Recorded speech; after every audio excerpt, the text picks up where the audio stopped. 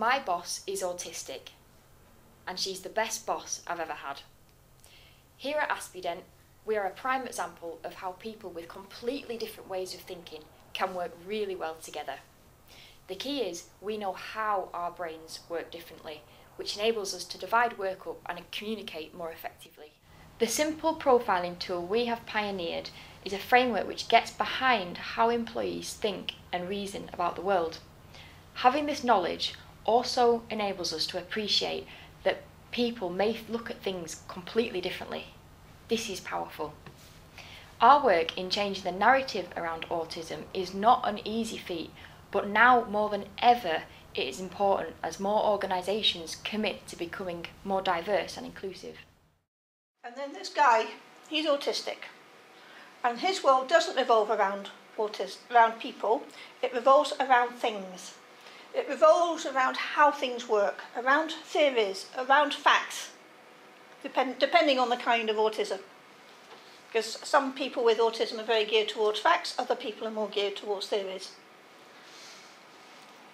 But it is a caricature, and you will find people who aren't autistic somewhere along here as well. When we talk about neurodiversity, we mean diversity in ways of thinking and perceiving the world. Autism is an extreme of this, but neurodiversity also covers other conditions such as ADHD, dyslexia, dyspraxia, and OCD. Most, if not all, managers and HR professionals have experienced problems in the workplace related to different ways of thinking, whether they know it or not. So this red ball, blue ball up there with little bubbles on it, that is your normal, well-adjusted person. This one, the other blue one with the yellow spikes on it, that's your maverick. That's your person who's always seeing better ways of doing things, wants to change things for the better. Annoys everybody else because everybody else would rather things stayed as they were. The two at the bottom here, those are your autistic ones. And they are characterised with a very spiky profile. So you'll tend to find that autistic people excel at some things, but are completely useless at the things that everybody else finds easy. The key is that everybody has quirky traits. So if we look at it with this in mind, we see that people with neurodiverse conditions just have more quirks to more of an extreme. However, those without a label can understand conditions such as autism in relation to their own quirkiness and the quirkiness of those around them.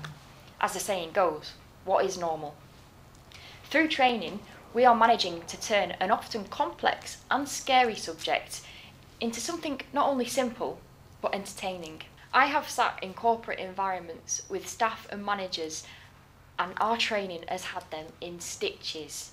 Meanwhile, and importantly, light bulbs are going on ping, ping, ping, as people realise, that's why my co-worker does that, or I have that issue.